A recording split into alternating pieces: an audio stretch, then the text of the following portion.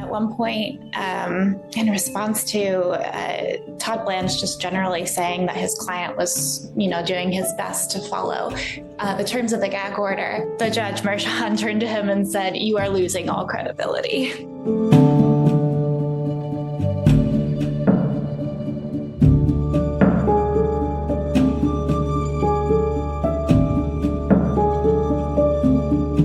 So first thing on Monday, the judge gave us his verdict in what's known as a Sandoval hearing, which happened last Friday. So essentially, the judge decided that if Trump testifies, the prosecution is allowed to bring up just sort of the basic facts of 4 of Trump's past legal entanglements that did not go well for him. If Trump testifies, they can bring up the 2 E. Jean Carroll defamation suits involving her sexual assault claim. They can bring up the Attorney General Letitia James's civil fraud trial and the verdict that came out of that. And they can bring up a case from a few years back where Trump's charitable organization was accused of fraud and ultimately dissolved. After that, we finally got into opening statements, which gave us a look at what story each side is ultimately going to shape up for the jury. Prosecution story was that Donald Trump committed a smaller crime,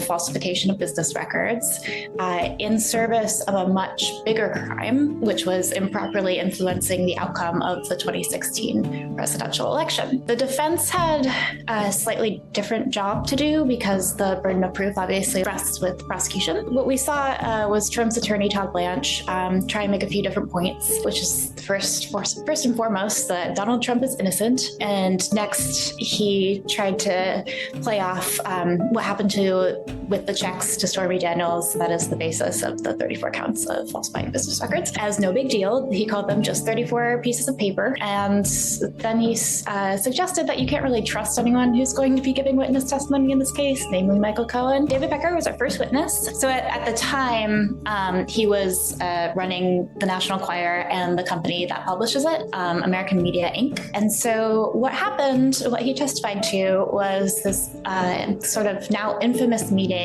at Trump Tower in August 2015. So it was a couple months after Trump announced he was going to run for president.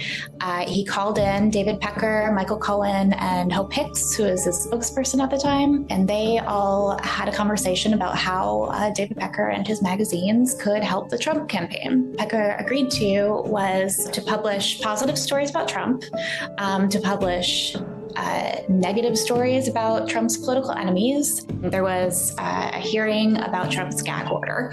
And the prosecutors brought up 10 instances where they say Trump violated the gag order. And one of those that they spent a little bit of time on in the hearing was actually a repost that Trump reshared something that had come from Fox News host Jesse Waters, where he said, they're trying to get liberal activists on the Trump jury, which is obviously not true.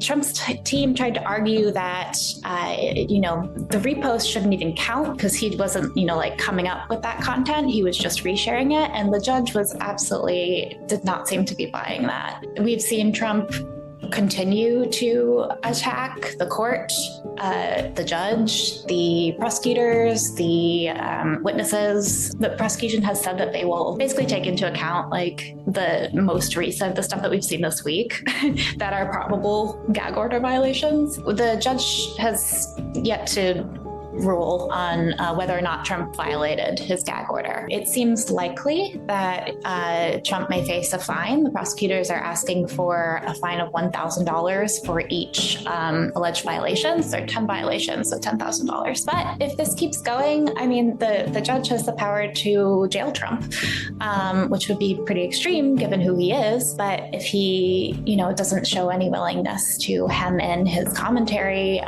there are other roads that the judge could take in that matter.